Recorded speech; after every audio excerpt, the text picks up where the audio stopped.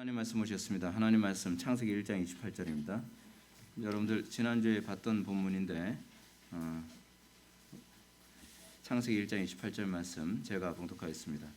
하나님이 그들에게 복을 주시며 하나님이 그들에게 이르시되 생육하고 번성하여 땅에 충만하라. 땅을 정복하라. 바다의 물고기와 하늘의 새와 땅에 움직이는 모든 생물을 다스리라 하시니라. 아멘. 이 시간 기독교 문화 세 번째 시간입니다. 18번째 이제 강의인데 우리가 이 문화라고 했을 때 문화를 항상 염두에 둬야 되는 것은 항상 예배를 염두에 둬야 된다고 제가 말씀드렸습니다. 그러니까 성경에서 얘기하는 경작이라고 하는 단어, 그리고 오늘 본문에서도 이 다스리는 이 문제, 이거를 이제 컬투라, 라틴어 성경 라틴 벌게이트에서는 컬투라라고 이제 번역을 했는데, 컬투라에서 나온 말이 컬투라에서 이제 이 컬처라고 하는 이 단어가 나오게 되죠. 문화라고 하는 말이 다스리다, 이 컬투라에서 나온 말입니다. 궁극적으로 이제 우리가 여기서 보게 되면 문화 사역의 기초는 예배다 이렇게 얘기를 하는데요. 이건 문화 사역 이런 거 되게 많이 얘기하지 않습니까? 요즘 교회들이 문화의 중요성을 많이 알고 문화 사역을 많이 하는데 이게 모순입니다. 왜냐하면 문화 사역이 사실 예배 사역이거든요. 근데 문화와 예배를 연관짓지 못합니다. 그러니까 예배는 개차발로 하면서 문화 사역 한다고 뭐 드럼 두들기고 뭐 춤추고 뭐 그래요. 근데 그 문화가 그럼 결국 뭐냐? 세상을 예배하는 거예요. 그러니까 결국 교회 안에 들어와서도 애들로 하여금 세상을 예배하도록 만들면서 그걸 문화 사역이라고 얘기하는 겁니다. 그러면 도대체 선교를 하는 겁니까? 선교를 당하는 겁니까? 제가 언젠가 그런 얘기 했잖아요. 다른 어떤 교회에 가서 이제 강의하러 갔더니 청년들이 강의 듣는데 시큰둥해요. 시큰둥한 정도가 아니라 시작부터 아예 눈을 감고 시작을 하는 애들이 한 3분의 1이에요. 그래서 이야, 얘는 어떻게 시작부터 이러냐? 그러면서 다리는 이렇게 그 있잖아요. 그 양반 다리식으로 딱 의자에 앉아가지고서 딱 다리 꼬고, 그리고 아예 시작부터 눈을 감고 있고, 어떤 애들은 예배 중간에 막 그 강의하는, 이건 사실은 인격과의 관계 안에서도 그러면 안 되는 거거든요. 이건 기본적인 인간 그 예의잖아요. 사람들과의 관계, 윗사람에 대한 예의가 아니잖아요.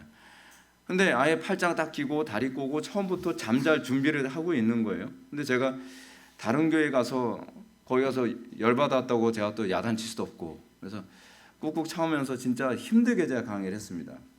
힘들게 강의를 했는데 그게 그 담당 그 교육자님들 하는 얘가, 목사님 그래도요 얘네들 이렇게 안 듣는 것 같은데 듣긴 다 듣습니다.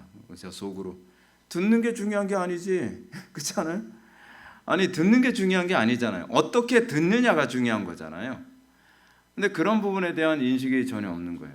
그리고 애들 그렇게 제 강의 시간에 이제 그렇게 하고 끝나고 나서 아이들이 뭐 찬양 집회를 한다는 거예요. 찬양 집회 한다는데 스피커를 가운데에다 이렇게 둥그렇게 놓고 마치 모닥불 주변에서 이렇게 춤추듯이 그 스피커를 모닥불 같이 이렇게, 그러니까 사방을 이렇게 놓은 거예요. 이렇게 둥그렇게. 그리고 나서 한쪽에서 뭐 신디 누르고 한쪽에서 기타 치고 뭐 그러면서 거기서 이렇게 막 춤추면서 찬양한다는 거예요. 그 춤추는 찬양하는 거 보니까 그건 뭐가 떠오릅니까? 그럼 원주민들 떠오르지 않나요? 네. 저는 딱 그게 떠올랐거든요. 원주민들 모닥불 가운데 놓고서 막 춤추면서. 근데 이게 요즘에 새로운 문화라서 이건 원시 문화지. 아니 무슨 이걸 기독교 문화라고 해. 찬양한다고 해서 그게 기독교가 아니잖아요. 그러니까 제가 속이 터지는데 이게 강사는요 가서 하고 싶은 얘기 다 할 수가 없어요. 그냥 그러면서 그래서 그냥 나오는 거죠. 근데 이거 보면서 야, 선교 당했구나. 그러니까 우리는 이 문화 사역에 관해서 너무 잘못 알고 있는 게 뭐냐면, 문화는요 일단은 예배가 기본입니다. 예배가 무너지면 사실은 문화는 이방의 문화가 점령하는 겁니다. 그러니까 사람들이 대부분 예배의 가치를 잘 모르는데, 그 예배 가치를 모르는 것도 좀 이해는 해요. 왜냐하면 상당수의 사람들이 태어날 때서부터 청년 되고 장년이 될 때까지 예배가 도대체 왜 은혜로운 건지조차도 모르고서 노인이 되는 케이스가 우리나라는 굉장히 많습니다. 그러니까 예배 가운데 은혜 받는다는 것 자체가 이제는 머릿속에서 개념이 없어요. 근데 그럴 수밖에 없는 게 뭐냐면 설교자들조차도 예배를 통해서 은혜를 받는다는 걸 모르는 설교자들이 점점 늘어나요. 그러니까 설교 통해서 사람들이 회심한다든지 설교 통해서 사람들이 인생이 바뀐다든지 그런 거를 몰라요. 그러니까 교회에서 교육자들조차도 그러지 않습니까? 뭐 찬양은 길게 설교는 짧게, 그게 예의라고 생각하잖아요. 그러니까 찬양은 한 4-50분 막 뜨겁게 미친 듯이 찬양을 하고, 그리고서 찬양 딱 끝나고 나면 아이들이 막 탈진해가지고 다 이렇게 자는 거죠. 그건 탈진해서 자는 것도 있습니다. 왜냐하면 이게 사람이 계속 온 힘을 다해서 찬양을 하고 막 노래를 부른다는 게 굉장한 에너지 소모가 있거든요. 근데 그렇게 하고 나면 이제 당연히 피곤하죠. 몸이 나른하고, 그렇죠? 그러고 나면은 가뜩이나 또 아주 사람들이 자장가처럼 설교하는 하시는 목사님 설교 들으면 그냥 자장가죠. 말 그대로 잘 자라 우리 아가 앞들과 뒷동산에, 뭐 그런 거죠. 그러고 나면서 자기는 그래도 은혜 받았대요. 뭐에 은혜 받았는데 오늘 찬양이 너무 좋았다는 거예요. 근데 오늘 설교는 하나도 기억이 안 난다는 거예요. 근데 이게 얼마나 심각한 건지 저는 인지를 못하는 겁니다. 여러분, 이렇습니다. 우리는요, 예배를 통해서 문화가 조성되어집니다. 이 개념을 좀 이해하셨으면 좋겠어요. 왜냐하면 예배란 하나님의 사랑과 영광을 삶에 반영하는 겁니다. 그게 예배입니다. 그러니까 공적 예배를 통해서 우리는 어떻습니까? 하나님의 말씀을 통해서 우리가 어떻게 우리의 정과 욕을 십자가에 못 박아 우리의 삶 속에서, 오늘 난임회 때 제가 말씀드렸던 것처럼 우리의 삶 속에서 어떻게 하나님의 사랑을 드러내며 살 것인가를 공적 예배에서 우리가 조명을 받거든요. 공적 예배에서 조명을 받고 나면 우리의 삶 속에 그 말씀을 적용함으로 어떻게 가정에서부터 직장이나 교회나 캠퍼스 전체가 어떻게 해요? 그 조명에 의한 하나님의 사랑이 곳곳에서 이제 드러나기 시작을 하는 거거든요. 그래서 산 위에 있는 동네가 숨겨지지 않는 것처럼 우리가 말씀을 삶에 적용할 때 거기서 사람들하고 구별됨이 있게 되어지고 그 가정이 하나님의 영광으로 점점 더 바뀌어져 가는 거죠. 그게 사실 예배가 이 문화화되어지는 방식이거든요. 근데 들은 게 있어야 뭐 문화를 형성할 게 아니에요. 아는 게 있어요. 그러면 자동적으로 어떻게 하죠? 자기 본성에 충실하게, 또는 세상의 문화 그거 따라가면서 우리는 거기다 가사만 기독교 가사 집어넣는다고 해서 그게 기독교 문화는 아니잖아요. 제가 지난 시간에도 여러분들한테 말씀드렸나요? 반틸의 그 가르침을 통해서 제가 말씀드렸던 것처럼 여러분, 우리는 소위 성경의 체계를 세상의 언어로 우리가 표현하는 겁니다. 성경의 체계를 세상의 언어로, 그러면서 문화가 형성되는 거거든요. 성경의 체계를 가정에 심어놔서 그 가정이 어떻게 해요? 경건한 문화를 형성하게 되는 거죠. 그렇죠? 그리고 그것이 교회에서는 분명히 있어야죠. 근데 문제는 교회 안에서부터가 성경의 체계에 의해서 사람들이 움직여지지 않아요. 오늘도 우리가 예배 마치고 지체들하고 대화를 나누면서 그런 얘기 했잖아요. 이건 우리들만의 문화인데, 우리가 선포된 말씀 가지고 지체들끼리 서로 은혜 받은 거 나눌 수 있고, 오늘 설교 통해서 하나님께서 나에게 이런 부분을 조명해 주셨다. 여러분, 이런 대화를 할 수 있다는 것 자체가 정말 영광스러운 거 아니겠습니까? 존 버년이 사실은 회심하게 된 게 그렇게 은혜 받은 사람들끼리 은혜 받은 걸 서로 나누는 그 여자들의 모습을 보면서 굉장히 충격받게 되고, 그러면서 버년이 회심하게 된 도화선이 됐다고 얘기하거든요. 근데 오늘날 교회 안에서 대부분 어떻죠? 오늘 선포된 말씀 가지고 나 오늘 이거 은혜 받았어. 그러면 사람들이 갑자기 눈의 각도가 45도가 되죠. 지 혼자 잘났어. 자기 혼자 예수 잘 믿는구만. 그렇잖아요? 아니, 교회 안에서 이런 은혜 받은 걸 나누지 못하면 어디서 나눕니까? 안 믿는 사람들 붙들고서 나누겠습니까? 안 믿는 사람들 붙들고 얘기하면은, 아니 믿는 사람들도 45도인데 그럼 안 믿는 사람들 보면 180도죠. 이상하게 쳐다볼 게 아니겠습니까? 근데 이게 교회 안에 그만큼 기독교 문화가 없는 거예요. 기독교 문화 없이 예배는 존재할지 모르지만 예배는 형식으로 존재하고요. 그 존재하는 예배가 예배 끝난 이후의 성도들 삶의 문화를 형성하지 못하고 있어요. 대단히 심각한 겁니다. 왜냐하면 예배가 문제는 몰라서 그렇습니다. 문화는 말씀 안에서 하나님과의 바른 관계를 선행할 때 비로소 형성되는 겁니다. 문화는 내가 어떤 관계를, 내가 어떤 대상을 신으로 섬기고 있고 내가 어떤 신과 관계를 맺고 있는가를 보여주는 게 그게 문화거든요. 그렇다고 한다면 우리 가정에서나 직장에서나 우리 삶의 영역에서 우리는 사람들 앞에 나는 하나님과 관계를 맺는 사람입니다 라고 하는 걸 보여줄 수 있어야 되는 것 아니겠습니까? 근데 우리는 그걸 부끄러워하죠. 자, 그래서 문화는 교리를 통해서 점검해야 한다. 문화 사역에서 교리적 측면을 절대로 간과해서는 안 됩니다. 문화는 얼마든지 철학이나 이방 종교의 색채를 지닐 수 있기 때문입니다.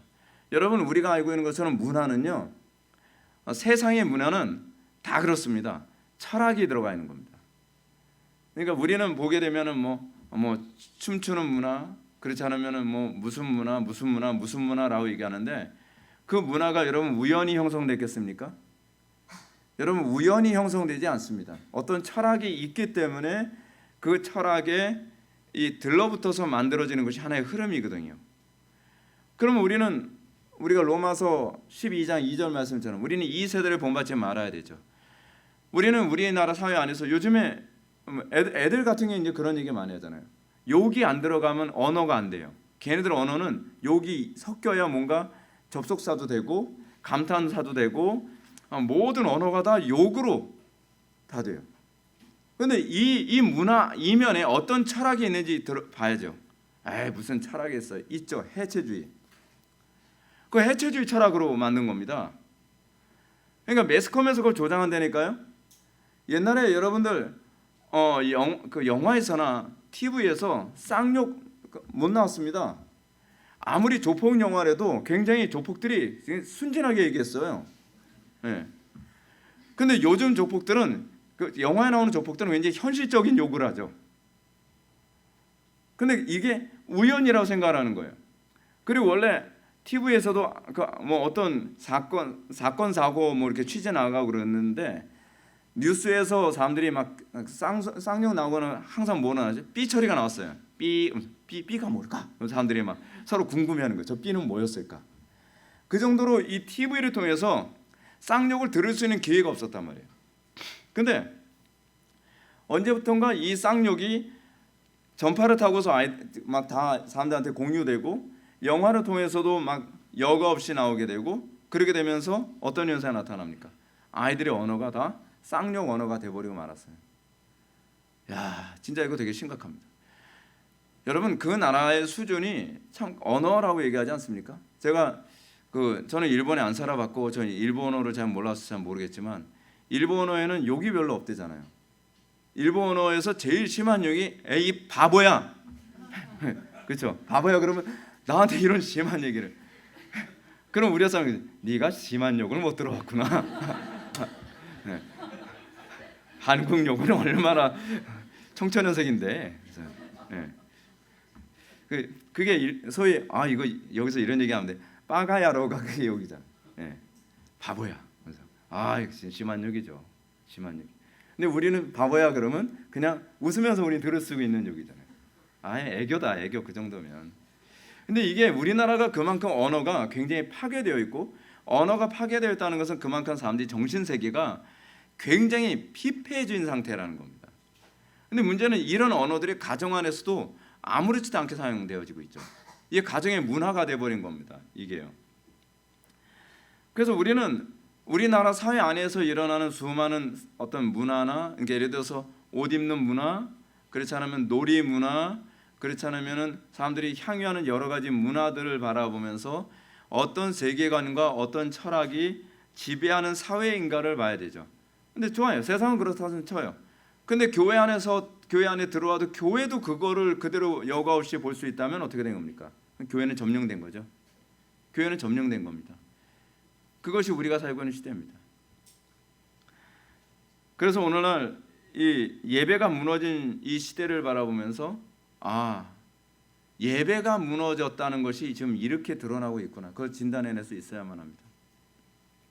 문화가 다 무너져 버린 거죠. 자, 그러므로 우리가 이 문화 전쟁에 승리하는 가장 첫 번째 방법은 뭡니까? 참된 예배를 회복하는 겁니다. 우리는 무조건 여기서부터 시작을 해야만 합니다.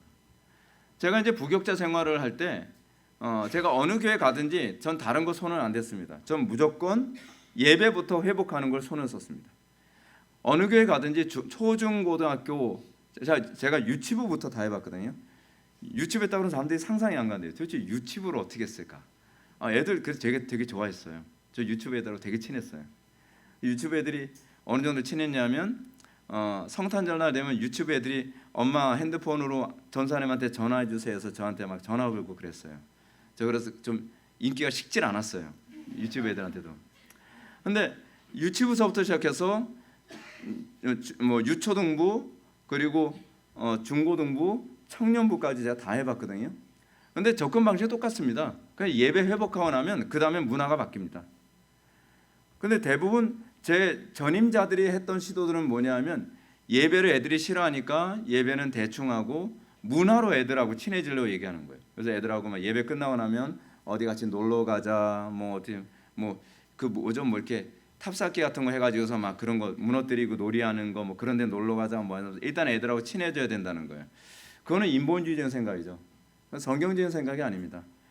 저는 근데 사람들이 본능이 그래요. 사람들은 본능적으로 새로운 환경에 가면 거기 사람들하고 빨리 적응하고 싶어합니다. 왜냐하면 스트레스를 너무 많이 받으니까.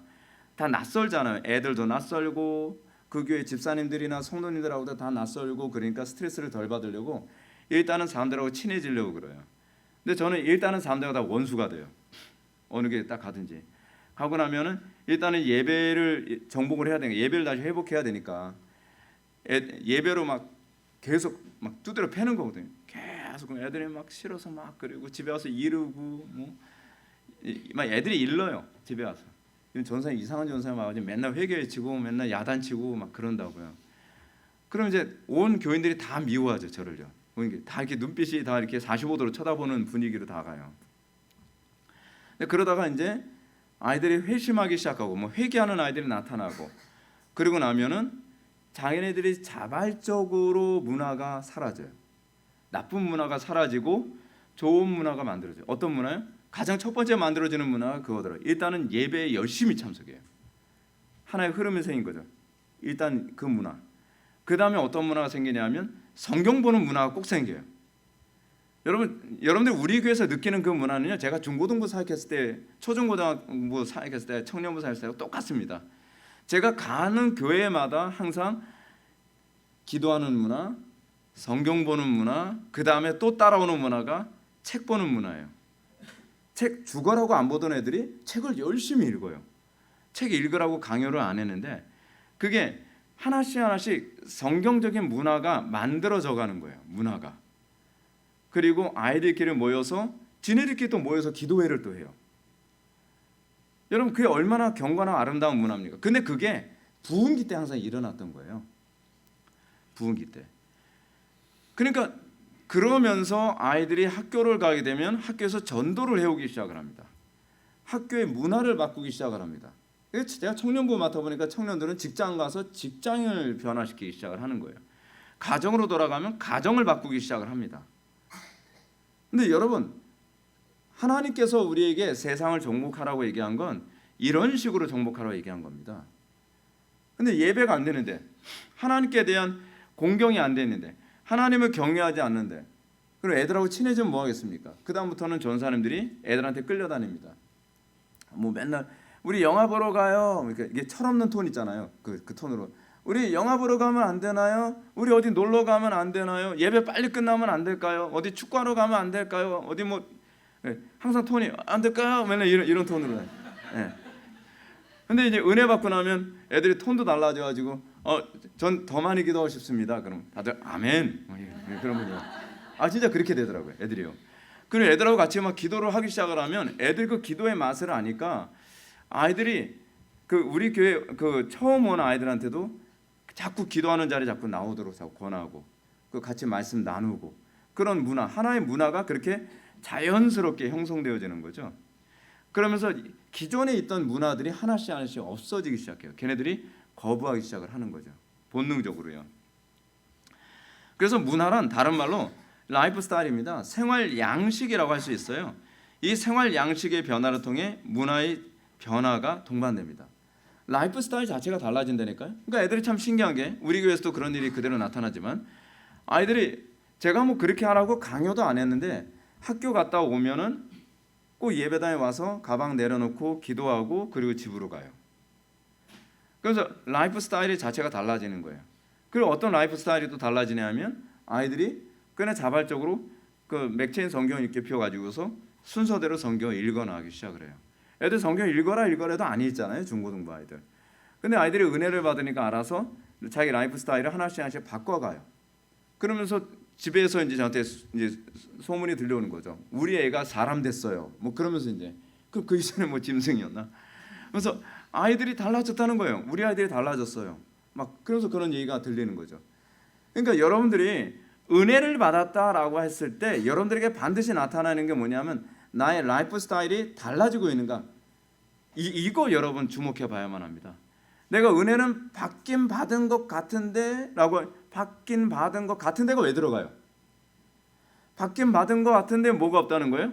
라이프 스타일에 변화가 없다는 거예요. 그러면 맨날 예배 시간에 설교될 땐 맨날 이 표정이에요.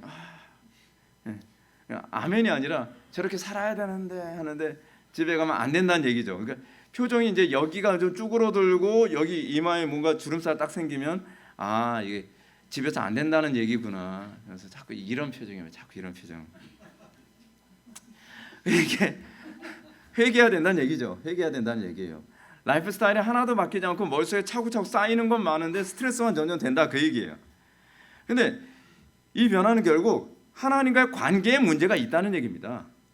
하나님과 관계가 회복되어지면 내가 그렇게 라이프 스타일을 바꾸려 해서 바꾼 것이 아니라 그렇잖아요. 내가 재밌고 좋고 행복하면 그것이 내 새로운 라이프 스타일을 만들어가는 것 아니겠습니까? 근데 아직까지 나에게는 하나님을 경외하고 하나님을 사랑하는 그것이 나에게 별로 이렇게 끌리진 않는 거예요. 내 본성적으로. 그러니까 친구들 나는 그 기도하고 그 집에 갈 거야. 그러면 가야 되나 말아야 되나 자꾸 그러는 거죠. 친구들이 그렇게 하니까 이제 흐름 따라서 억지로는 하는데 이제 그게 자기 거는 아닌 거죠. 자기 거는 아닌 겁니다. 18세기 미국의 영적 대각성도 일어났을 때도 무엇보다 큰 변화는요. 지역사회 문화가 변한 겁니다. 항상 부흥은 문화를 바꿉니다. 이게요. 대각성과 소각성의 차이라고 얘기를 합니다. 대각성의 전조는요. 문화를 바꾸고요. 그리고 대각성이 이게 말 그대로 Great Awaken이라서 이제 대각성이 됐다고 했을 때 나타나는 특히 나라 전체를 바꾸는 게 그게 항상 대각성의 특징이라고 얘기합니다. 그냥 사람들이 종교가 활성화된 것이 아니라 나라 전체의 문화가 다 바뀌는 거예요. 미국에서 한동안 이게 부흥이 일어날 당시에 한 학교 안에서 그 부흥이 일어나니까 어떤 현상이 나타났냐면 그 당시에 이런 얘기했습니다. See you at the top. 뭐 이런 얘기 많이 했어요. See you at the pole. 그러니까 국기 개항대 기도 운동이 생기기 시작하는 거예요. 부흥이 일어나니까 아이들이 그러니까 거기다 아예 자기네들끼리 이렇게 팔찌 같은 거 만들고 그러면서 See you at the pole 이러면서 애들이 예배 마치고 나서 수업 마치고 나서는 자발적으로 국기 개항대 밑으로 모여가지고 나라를 위해서 기도하고 교회를 위해서 기도하는 그런 흐름이 생겨. 그거는 예배가 먼저였고요. 그 다음에 그 흐름이 생기기 시작하는 거예요. 그러면서 그 자체 내에서 순결 운동이 아이들끼리 서로 생기는 거예요. 순결 운동도 강요해서 생긴 것이 아니라 성령께서 각성시키고 조명해 주시니까 아이들이 순결을 추구하는 것이 너무나 다양하게 자연스럽게 일어나게 되는 거죠. 그래서 가정 안에서 부모님과의 관계도 자동적으로 해결되어지고 친구들과의 관계도 자동적으로 해결되어지는 거죠. 왜요? 그게 바로 예배에서 출발하는 문화의 변화입니다. 공적 예배가 신자를 변화시켰고 변화된 신자가 정치와 경제와 사회와 문화계, 교육계 등의 모든 영역의 문화의 흐름을 줍니다. 여러분 우리가 왜 요즘 힘든지 아십니까? 지금은요 악령의 부흥기라서 그래요. 악한 영들이 진짜 지금 제가 보기엔 마지막 때라서 그런지 악령의 부흥기입니다. 그러니까 온통 전 세계가 음란의 그 문화로 가득하고 폭력과 잔인함과 죄악으로 그냥 가득해요. 그냥 너무 쉽게 사람들이 다 동화되어지죠. 근데 1907년에 평양에서 대부흥이 일어났죠. 평양에서 대붕이 일어나니까 어떤 현상이 나타났냐면 평양 전체가요 문화가 다 바뀌어 버렸습니다. 그 당시에 사람들이 그 주일날 되면요 예배당에 옛날엔 주로 입는 그 아줌마들 입는 유니폼이 있었죠. 뭐죠? 흰색 소복. 옛날엔 다 옷이, 그래서 우리나라 백의 민족이라고 이렇게 불렀잖아요. 입을 옷이 그거밖에 없어요. 마치 그 학교 다닐 때 학생들이 입는 거 교복밖에는 없는 것처럼. 학생들은 학교 갈 때는 교복, 놀러 갈 때는 그 교련복, 맨날 그거였거든요. 근데 그런 식으로 이 평양에서도 사람들이 은혜를 받고 나니까 진짜 그 주부들이 여자들이 다 한복을 입고 하얀색 한복을 입고 다 예배당에 와서 예배하고 그리고 나와서 전도하고 그러면서 평양 전체가 복음화되어지면서 문화 자체가 다 바뀌는 거예요. 근데 여러분 그거 알고 계십니까? 평양이요 복음으로 이렇게 들어오기 전에 선교사들이 평양을 보고 한탄했다 그럽니다. 어느 정도로 한탄했냐면 선교사들이 처음에 외국인 선교사들이 한국의 조선 땅이죠. 조선 땅에 딱 들어가서 평양에 왔더니 곳곳은요 단지 똥투성이 사람들이 아무데나 똥을 싸고 더럽고 그리고 굶어 죽은 사람들이 많이 있어서 아이들이 놀 거리가 없으니까 시체에다가 뭐 이렇게 새끼줄 묶어가지고 끌고 다니면서 놀고 다니는 그런 문화들 같은 것까지 많았다는 거예요.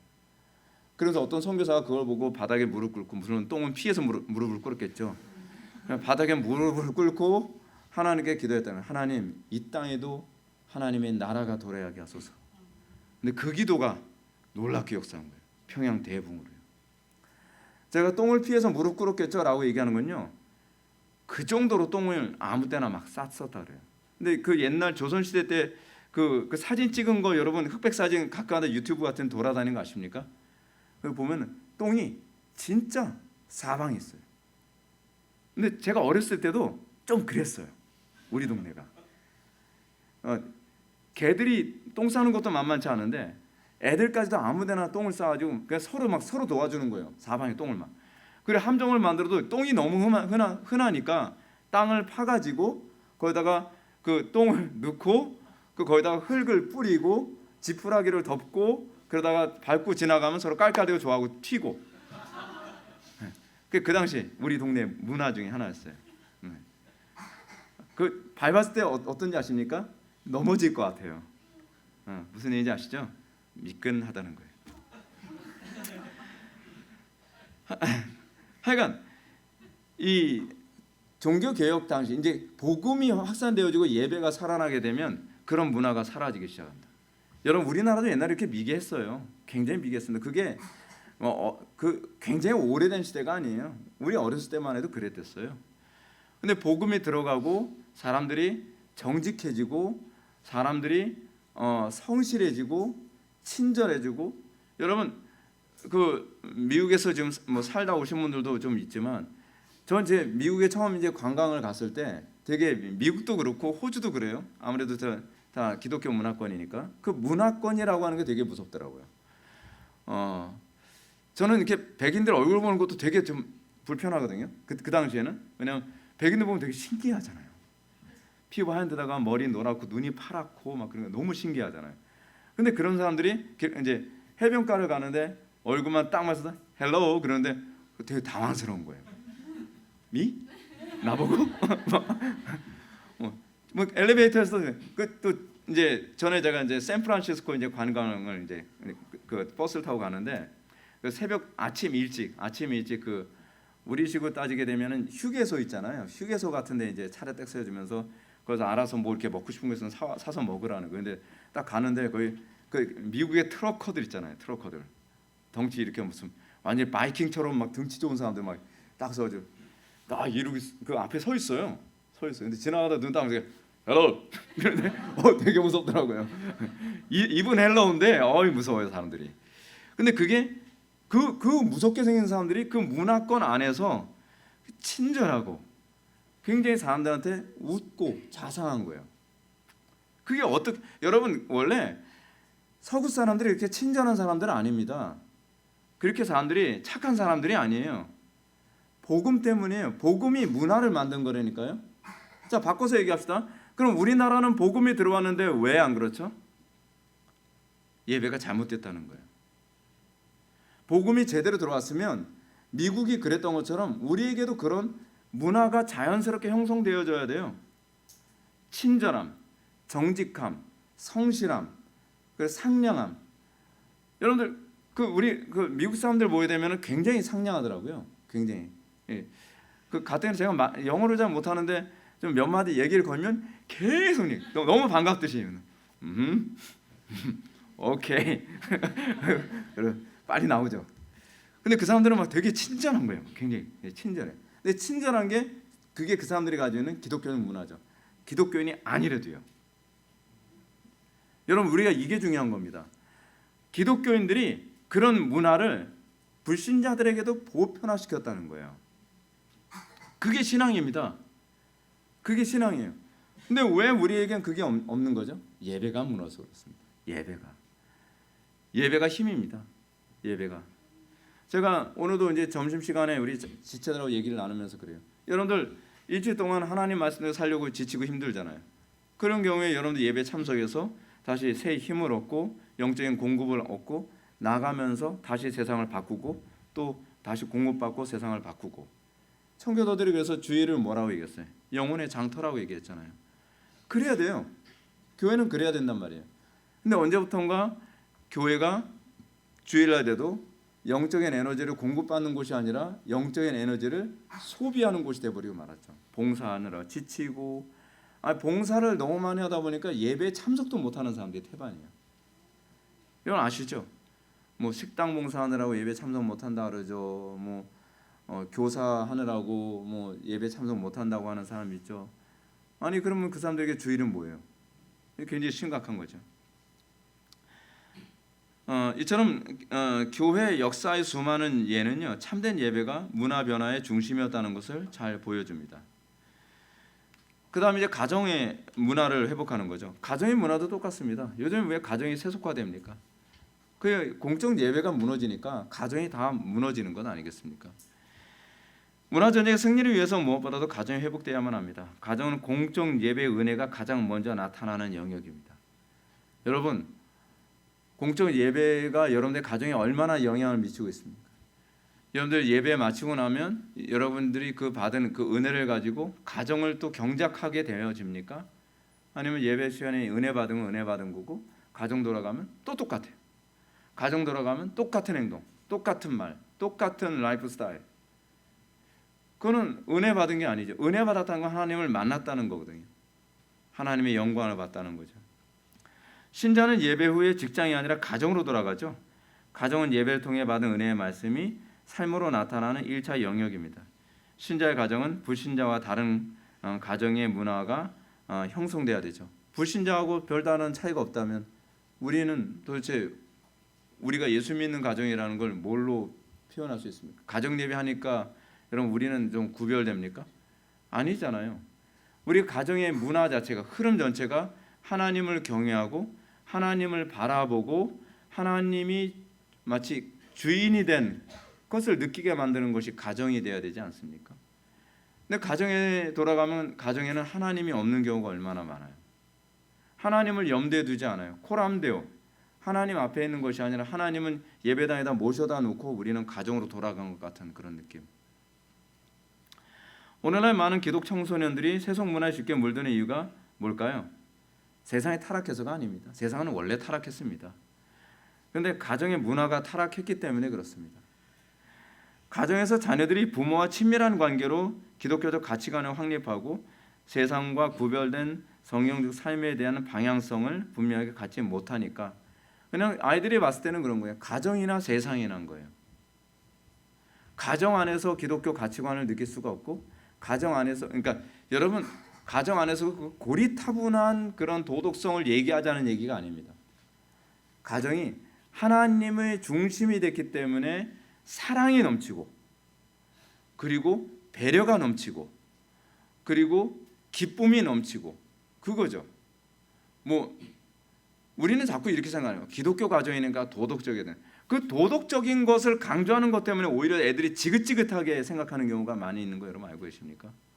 도덕적이선 안 된다는 얘기가 아니죠. 우리는 자꾸 뭘 착각하는 게 뭐냐면 가정이 도덕적이어야만 기독교적이라고 생각해요. 아니 그거는 바리새적일 수도 있다니까요. 도덕적으로 사는 거면 지긋지긋해. 난 우리 부모님한테 맨날 이런 소리 듣고 맨날 반 죽도록 맞고. 근데 그게 기독교 가정은 아니거든요. 기독교 가정에서 우리가 볼 수 있는 게 뭡니까? 질서, 사랑, 온유함, 그리고 그 친절함. 그래서 저는 이렇게 정의를 내리고 싶어요. 기독교 가정은 뭐냐? 안식처. 그렇죠? 그러니까 아이들이 힘들면 어디로 돌아오고 싶어야 되죠? 가정으로. 가정은 안식처 같은 거예요. 그리스도께서 중심이 된 안식처. 근데 율법만 난무하면 거기가 안식처입니까? 그렇지 않잖아요. 근데 우리에게 있어서 여러분 부모님들이 우리가 부모가 됐을 때 우리는 그리스도께서 안식일의 주인이라고 얘기했던 것처럼 과연 우리는 우리 가정의 주인이 그리스도시면서 그 가운데에 우리의 가정은 정말 안식처 같은가? 제가 목표로 하는 교회는 그런 거거든요. 우리 교회는 정확한 교리와 신학을 기반으로 하지만 이걸 기반으로 해서 교회가 좀 무엇이 돼야 된다고 생각하면 안식처가 돼야 된다고 생각을 하는 거거든요. 여러분들이 주일날 교회당에 모여서 안식을 누리고 쉼이 있는, 그렇죠? 그렇다고 한다면 아이들이 세상으로 가고 싶겠어요? 세상은 쉼이 없거든요. 그건 압니다. 근데 문제는 가정에도 쉼이 없거든요. 맨날 싸우고 맨날 분열이고 맨날 가정 안에서 정죄만 그러면 안 됩니다. 우리는 가정이 어떻게 천국이 될 수 있는가? 가정이 어떻게 하나님의 나라가 임한 것을 볼 수 있을까? 그걸 고민하고 우리 교회는 우리 가정에는 무엇이 부족한가를 계속 점검해 나가야만 합니다. 오늘날 쏟아져 나오는 미디어 콘텐츠는 가정에서 대화를 더 단절시키죠. 왜냐하면 부모들이 자녀들하고 대화하는 법을 모르니까 그냥 옛날에는 특히 이제 그렇잖아요. 우리 교회 성도들은 이제 거의 TV가 이제 없으니까 이제 그러는데 옛날에는 항상 집안에 딱 중심에는 항상 TV가 있죠. 우리나라 사람들은 대화를 할 줄 모르거든요. 그러니까 딱 들어오면 TV 틀고서 그 다음에 가족 오락기 시작되죠. TV에서 앞에서 뭔가 나오는 거 가지고 그걸 주제로 가지고 얘기를 나누는 거예요. 근데 우리는 과연 무슨 주제로 대화를 나누는 것을 기뻐하는가? 기독교 문화는요, 대화 문화입니다. 커뮤니케이션이에요. 왜냐하면 하나님과 나와의 관계니까. 근데 우리가 그래서 여러분 서구인들, 기독교 문화가 들어간 서구인들의 특징이 뭡니까? 우리나라 사람들은 주로 이렇게 이 파티를 하게 되면 파티의 목적이 뭡니까? 일단 술을 많이 마시는 거잖아요. 이유가 뭐냐면 맨정신으로 할 얘기가 없어요. 네. 그게 우리나라 사람들의 특징이에요. 맨정신으로 할 얘기가 없어요. 그러니까 일단은 뭔가 술이 들어가서 제정신이 아니어야 돼요. 제정신이 아니어야 그 다음부터 수다쟁이가 되는 거예요. 막 별 얘기 다 하는 거예요. 그렇지, 너는 좀 망가져야 좀 폼이 나, 그런 거죠. 근데 서구에서는 어떻습니까? 서구에서는 오히려 술이 그냥 일종의 옵션처럼 돼 있잖아요. 그래서 살짝 마시고 계속 대화를 하잖아요. 계속 대화를 하는 그런 거에서부터 우리나라가 아직까지 기독교 이 정신이 사회를 이렇게 지배를 못하고 있구나라고 하는 걸 굉장히 많이 느낍니다. 여러분들 우리 교회 와서 느낀 것이 있겠지만 사실은 예전보다 좀 많이 약화된 겁니다. 우리 교회가요. 우리 교회가 초기 한 10년 개척한 10년 그 정도 때에 보게 되면은 카페에서 대화를 나누면 대화하기가 굉장히 힘듭니다. 하도 서로 대화하는 게 많으니까. 그러니까 이 카페에서 그렇게 안 했다고 생각을 했는데 대화 끝나고 나면 목이 쉬어 있어요. 왜냐하면 내 소리가 저쪽에 전달이 잘 안 될 것 같으니까. 근데 그만큼 토론하고 대화 나누고 받은 은혜 가지고서 서로 생각을 나누는 거에 굉장히 익숙해져 있는 거죠. 근데 저는 그게 기독교라고 생각해요. 왜냐하면 말씀으로 우리가 구원을 받았고 말씀으로 우리가 은혜가 유지되기 때문에 우리가 본질을 되찾으면 이건 알아서 다 따라오게 되어 있습니다. 그 다음에 일터의 문화를 회복하라. 가정의 문화는 그렇고 일터의 문화도 결국 예배에서 시작하죠. 예배에서 시작해서 우리는 예배 시작해서 가정으로 들어가서 가정을 거룩하게 만들고 직장을 들어가서 직장을 거룩하게 만듭니다. 문화 전쟁을 위한 영역은 가정에 이어서 일터입니다. 제가 전에도 말씀드렸던 것처럼 일터는요 생존과 성공과 풍요를 위한 수단이 아닙니다. 우리는 이거부터 바뀌어야만 합니다. 생존을 위한 수단이 아닙니다. 풍요를 위해서, 남들보다도 잘 살기 위해서 그렇게 여러분들은 직업을 찾거나 설정해서는 안 됩니다. 우리는 항상 소명의 영역에서 찾아야죠. 여러분, 이 문제에 관해서 뭐 목사님이야 뭐 직장을 안 가져오시는, 저의 직장은 뭐냐면 청빙 받는 거였습니다. 전사 시절 때. 전사 시절 때 청빙 받는 거면 어때요? 페이 많이 주는 제가 좋죠. 그렇죠? 근데 제 때는, 적어도 저 때는 상당수의 전사님들이 항상 사역제를 정할 때 얼마나 페이를 많이 주느냐, 그거로 따지는 건 굉장히 부끄러운 거라고 생각했습니다. 그래서 그런 얘기는 거의 안 해요. 무슨 얘기하냐면 하나님께서 나를 원하시는 곳이 어딘가, 주로 그렇게 기도하고 가고 나서 불평합니다. 페이 이렇게 너무 안 준다 진짜. 그러면서 처음에 제가 전사 시절 때 받았던 페이가 30만 원이었거든요. 해도 너무하죠. 근데 제가 30살 때 받았던 페이가 53만 원이었거든요. 해도 너무하죠. 근데 한편으로는 그런 거예요. 그래도 내가 하나님의 말씀을 증거할 수 있는 곳이 있다는 게 감사하다. 적어도 우리 때는 그랬어요. 그리고 또 하나 뭐냐면 내 마음에 들진 않지만 여기가 내가 일해야 될 사역지구나라는 이런 생각을 했어요. 사실 53만 원 받아가지고서 내 주머니에 들어오는 거 하나도 없습니다. 교통비, 그리고 애들 밥 사주고 11조하고 뭐 감사원금 해야 되고, 전사인데 또 안 할 수 없잖아요. 또 교회 건축한다면 또 건축원금 뭐 10,000원이라도 더 해야 되잖아요. 뭐 이렇게 하다 보면은 항상 거의 마이너스. 그런데 기쁜 거죠. 내가 사역할 수 있다는 거, 그거죠. 근데 그것은 저한테만, 우리 목회자들에게만 부여되는 개념이 아니라 여러분들이 다 그런 관점을 가지고 여러분들이 직장 생활을 해야만 합니다. 여기가 나의 소명지다. 그래서 신자는 일터가 하나님의 영광을 나타내는 영역임을 인식하고 자녀들에게도 이것을 반복해서 가르쳐야만 합니다. 얼마나 좋은 대학 가느냐, 얼마나 좋은 직장 취직하느냐가 그것이 너를 결정하는 것이 아니라 하나님께서 너를 원하시는 곳이 어딘지 생각해라. 항상 그거에 의해서 자녀들의 방향을 항상 일관성 있게 그렇게 가르쳐야만 합니다. 여러분들 믿음으로 사십시오. 여러분들 자녀가 생각보다 좋은 대학에 못 갔어도요, 믿음으로 결정하고 믿음으로 갔으면 하나님께서 다 책임지십니다. 여러분 아십니까? 다윗의 직업이 뭐였어요? 잡이? 목동. 근데 그 목동이 나중에 어디까지 갔어요? 임금. 여러분 그렇게 될 거라고 누가 생각했어요? 그때나 지금이나 다르지가 않아요. 그때도 목동을 누가 왕으로 세울 생각을 합니까? 하나님 주권이에요. 하나님 주권. 우리가 우리의 삶 속에서 그 믿음 있어야 돼요. 그 믿음 없으면요, 나이 들수록 사람이 더러워집니다. 제가 이런 얘기해 드릴게요. 전사님들이요, 요즘 전사님들은 좀 그런 전사님들이 많다 그러더라고요. 이제 사역자를 뽑습니다 하게 되면은 전화가 따르릉 오잖아요. 딱 써놓으면 그 광고 보고서 전화 드렸거든요. 예. 저 어느 파트예요? 그럼 예를 들어서 뭐 청년부 파트를 하는데 얼마 줘요? 곧바로. 그래서 네. 그럼 끊어야죠. 근데 그렇게 시작을 하잖아요. 여러분 젊었을 때 20대 때 그런 사고 방식을 아무렇지도 않게 생각하면, 그러면 나중에 30대 되면 어떻게 할 거고 40대 되면 어떻게 하겠습니까? 사고 방식 점점 썩어갑니다. 점점 썩어가요.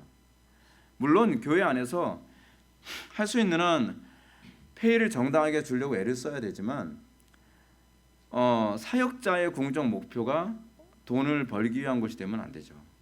물론 그분들도 다 할 얘기는 있습니다. 뭐 결혼을 해서 그렇고요, 또는 뭘 해야 되고요. 그러면서 투잡 뛰고 그래요. 전사 하시면서 투잡 뛰는 분들 많습니다.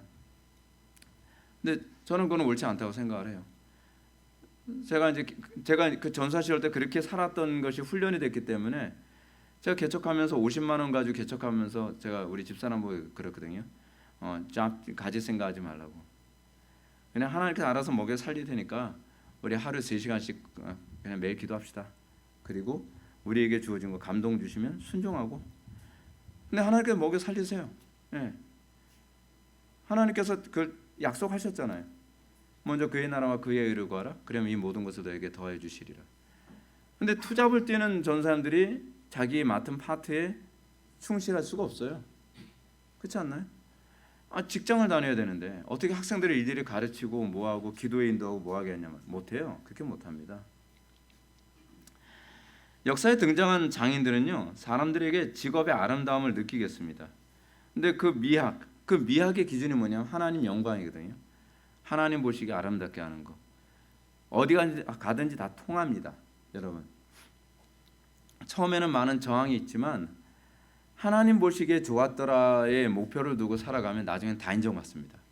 제가 부교육자 생활하면서도 하나님께서 보시기 좋아하는 학생부를 또는 청년부를 중고등 또는 유치부를 또는 유초등부를 제가 이렇게 세우려고 애를 쓰잖아요. 처음엔 굉장히 저항이 많습니다. 그건 어쩔 수 없어요. 당연한 거예요. 근데 이 저항 다음에 나중에는 항상 인정하더라고요. 왜냐하면 하나님께서 보시기에 좋은 건 사람들도 보기 좋다고 인정하거든요. 근데 그때까지는 인내를 많이 해야죠. 왜냐하면 너무 망가진 걸 다시 원상태로 이끌어 와야 되니까. 직장도 그렇습니다. 여러분들 처음에 직장 가야 되면 한심한 게 한둘이 아닐 겁니다. 근데 거기서 여러분들 하나님의 통치를 구현하기 위해 힘쓰고 애쓰면 나중에는 누구나 다 인정합니다. 저 사람이 옳았네. 그렇게 해요. 그래서 신자가 하나님의 말씀에 순종하며 직업에서 예배자로 살아가면 자동적으로 하나의 문화가 형성되어집니다. 저 사람처럼 성실해야 돼. 저 사람처럼 이렇게 해야 돼. 저 사람처럼 이렇게 해야 돼. 그래서 하나의 직업 문화가 형성되어지기 시작을 하는 거죠. 그게 우리 그리스도인들이 해야 되는 일입니다.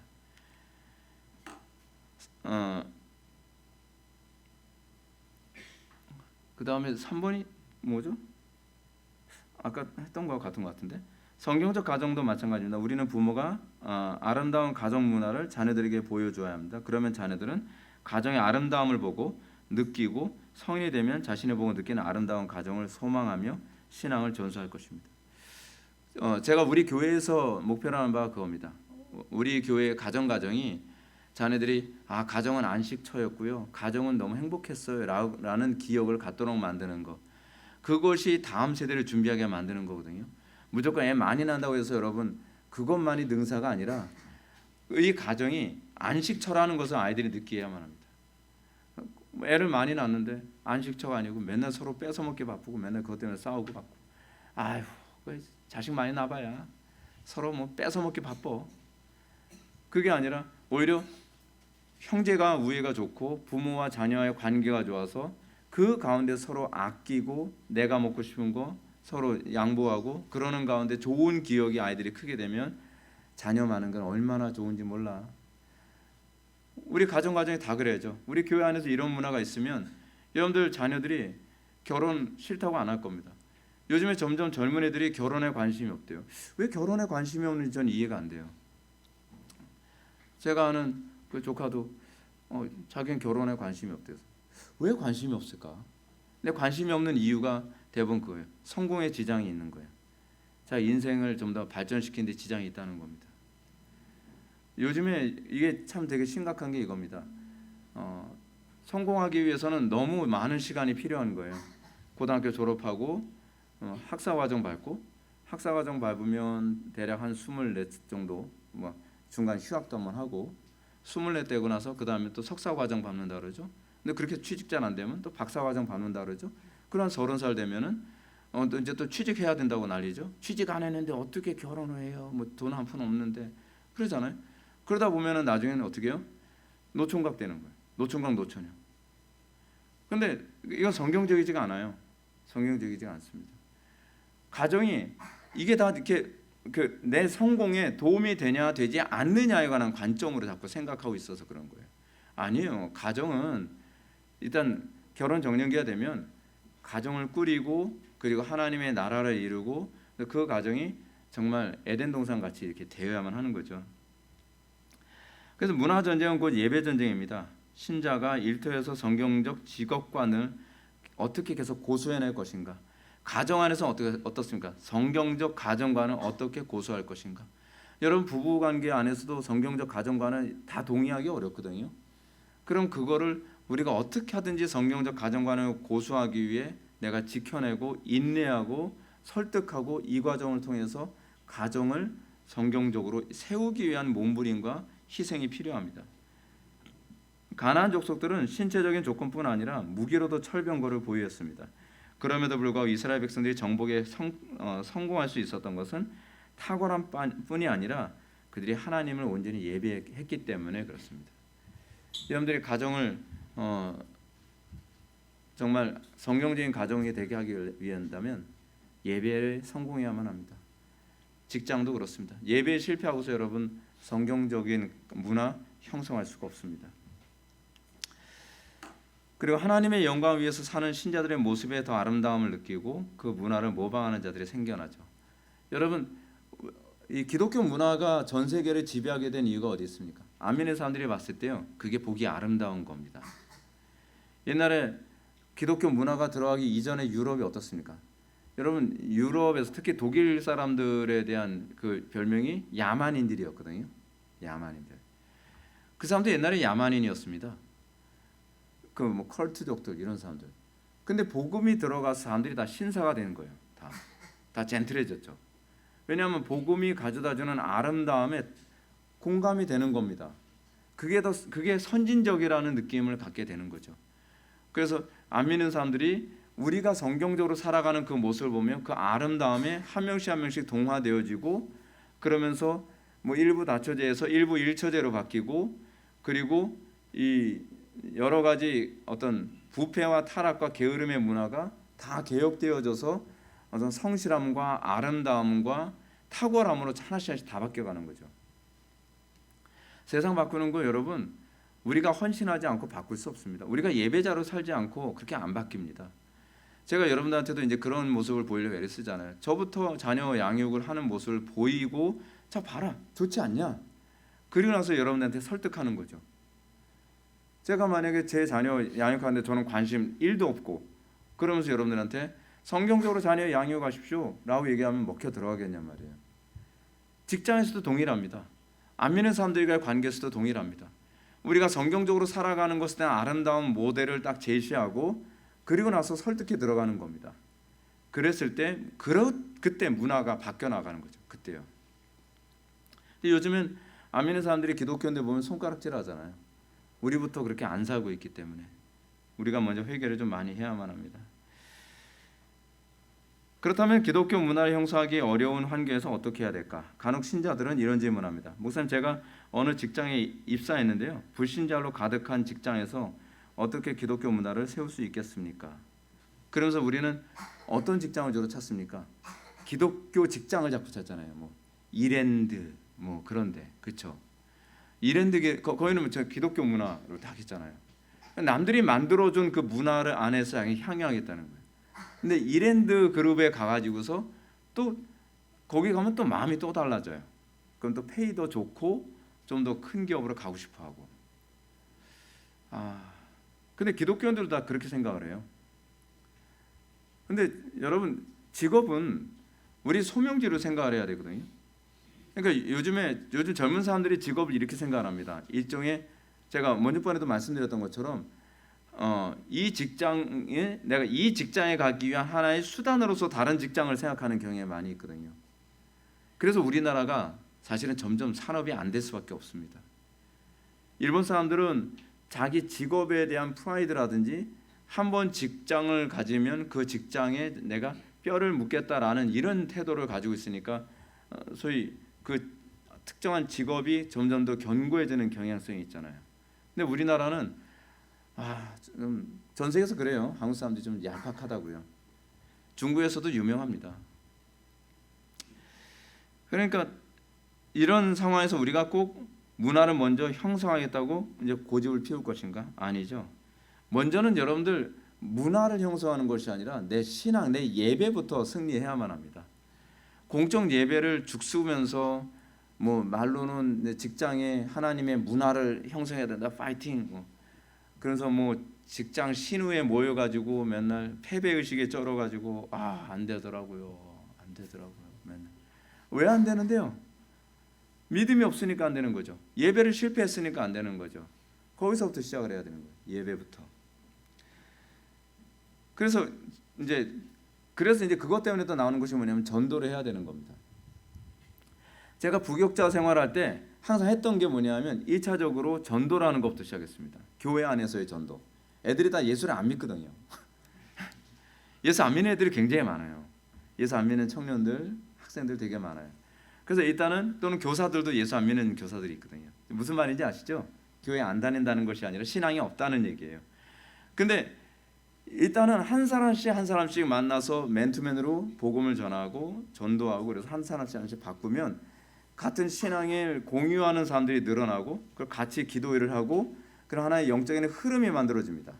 그래서 하나의 문화가 형성되어지는 거예요. 문화가. 근데 그게 여러분들이 직장에서도 그래야 되는 거예요. 여러분들 그 직장에서 여러분들 신앙을 지키고 원한다고 한다면 저는 제 신앙 지키기 위해서 전도를 했어요. 사실은요. 얘네들을 전도 안 하면 제 신앙이 무너지겠더라고요. 너무 힘드니까. 그러니까 직장에 가게 되면 여러분도 동일하게 여러분들 믿음을 지키기 위해서는 다른 사람들을 전도해야 돼요. 다른 사람들 전도 안 하면 여러분들 혼자서 버틸 재간이 없어요. 그건 누구나 다 똑같아요. 저도 다르지 않습니다. 그래서 안 믿는 사람들을 한 명씩 전도해서 그 사람이 우리의 세계관을 이해하고 그 사람들과 우리의 신앙이 공유가 되어지면 그 다음에 2명, 3명, 4명, 5명 하나의 문화적 흐름이 만들어집니다. 그러면서 그 직장 안에서 좋은 선한 문화가 만들어지고 그렇게 나가는 거예요. 전도하지 않고서 여러분 문화를 만들 수가 없습니다. 전도하셔야 됩니다. 가정도 동일합니다. 가정은 왜 전도해야 되는데요?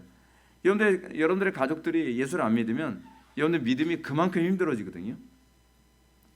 예수 믿는 사람이 많을수록 우리는 그만큼 믿음 지키기가 편합니다. 생존을 위해서라도 영적 생존을 위해서라도 여러분들은 전도를 하셔야 됩니다. 그리고 문화 전쟁에 승리하는 방법 중 하나 기도하라. 제가 맨날 하는 얘기. 기도 안 하고 문화 전쟁에서 승리할 수가 없습니다. 문화 전쟁은요 영적 전쟁입니다. 영적 전쟁이에요. 가정의 문화, 여러분 가정 예배 한다고 가정 문화 만들어집니까? 안 만들어집니다. 사탄은요 절대로 가정을 포기 안 하려고 합니다. 가정만 무너뜨리면 다 얻을 수 있거든요. 그렇잖아요? 그래서 가정을 정복하기 위해서 끊임없이 공격을 합니다. 가정을 위해서 기도하십시오. 가정이 정말 하나님을 경외하는 가정 되게 해달라고. 가정 안에서 전도하시고 가정 안에서 가정이 기독교 문화로 변화될 수 있도록 그렇게 해서 사탄의 거센 저항이나 어려움, 낙심이 끊임없이 올 겁니다. 그래도 우리는 기도로 넘어서고 그래서 하나씩 점령해 나가는 법을 배워야 됩니다. 그러므로 인간의 지혜와 능력만으로는 결코 완성할 수 없습니다. 문화전쟁의 승리는 오로지 하나님께만 있습니다. 그리고 5번째로 예배 대상을 올바로 이해해야만 합니다. 마지막으로 문화전쟁, 곧 예배 전쟁의 승리를 위해서 예배 대상에 대한 참된 이해가 필요합니다. 여러분들 하나님을 얼마나 바르게 이해하고 있습니까? 우리가 왜 계속적으로 예배에 참석하고 우리가 왜 계속 성경을 읽고 왜 우리가 계속적으로 복음을 이해해야 됩니까? 여러분들 계속적으로 로마서 강의 요즘 들으면서도 느끼는 바 있죠. 우리가 알고 있는 하나님하고 굉장히 달라요. 성경에 계시된 하나님은 우리가 상상한 그런 하나님하고는 굉장히 다릅니다. 그렇기 때문에 우리는 계속 성경을 통해서 하나님의 어떠하심을 알고 그 하나님을 바르게 섬기고 예배하는 태도를 갖게 되었을 때 기독교 문화가 확산되어지는 거죠. 바리새인들의 문제 중에 하나가 뭡니까? 하나님을 섬긴다고 하면서 정작 자기들이 섬기는 하나님을 알지 못한다는 겁니다. 우리는 어떤가요? 여러분 교회사 안에서 교회를 가장 많이 핍박한 건 교회였거든요. 하나님을 잘못 아는 교회. 그래서 기독교를 박해한 건 기독교였어요. 이게 아이러니입니다. 그래서 우리가 정말 참되게 신앙생활하기 위해서 우리가 이 문화전쟁에 승리하기 위해서는 하나님에 대한 올바른 이해 그리고 뜻이 하늘에서 이룬 것처럼 땅에서도 이루어지기 위한 이 싸움 이거를 지속적으로 계속해야만 합니다. 오늘날에도 기독교 문화에 대한 불타는 열정이 있지만 근본적으로 하나님에 대한 지식이 매우 결여된 문화사역자들이 얼마나 많은지 모릅니다. 하나님을 잘 몰라요. 예배가 뭔지도 몰라요. 그러면서 문화사역을 한대요. 이거 되게 웃기는 거죠. 그렇죠? 문화가 뭔지도 모르는데 문화사역 한다는 거하고 똑같은 거거든요. 이 문화가 과연 성경에 기록된 참되신 하나님을 예배하도록 하는 문화인지 아니면 다른 예수, 다른 영을 섬기는 우상 숭배 행위인지도 모르면서 문화 전쟁한다는 겁니다. 마치 문화 전쟁 한다고 하면서 황금 송아지 놓고 춤추고 있는 거하고 똑같은 겁니다. 그리고 이것을 하나님을 섬기는 예라고 생각하는 거죠. 그래서 오히려 하나님을 잘못 믿는 것이 더 심각한 위기를 촉발합니다. 가정 안에서도 그래서 바른 신앙의 이 체계가 잡히는 것이 굉장히 중요하죠. 점점 우리가 이 문화의 흐름에 이게 밀리게 되면, 제가 지난 시간에도 말씀드렸던 것처럼 문화는 강요하는 힘이 있습니다. 무언의 강요가 있습니다. 그래서 여러분들이 거룩한 문화를 가정에서부터 형성하고, 또 우리 교회가 거룩한 문화를 형성하는데 아주 큰 힘이 됐으면 좋겠습니다. 특히 이제 사랑하는 문화, 그리고 섬기는 문화, 기도하는 문화, 또 말씀을 바르게 이해하는 문화, 이것이 잘 형성돼서 저는 한국 교회의 큰 하나의 흐름이 이제 형성되기를 바라고요. 그걸 통해서 이 우리 대한민국 교회가 세계를 섬길 수 있는 교회가 됐으면 좋겠습니다. 기도하고 마치겠습니다. 사랑이 많으신 하나님, 우리가 이 시대를 살아가면서 정말 이 문화가 얼마나 무서운지를 알게 됩니다. 아버지 하나님, 우리가 기독교 문화가 바르게 형성되기 위해서는 우리가 하나님을 참되게 예배하지 않는 한 불가능한 줄 압니다. 우리가 한국 교회가 정말 이 문화 전쟁의 본질이 예배에 있음을 알고 다시 예배로 돌아오게 하여 주옵소서. 예수님의 거룩하신 이름으로 기도하옵나이다. 아멘.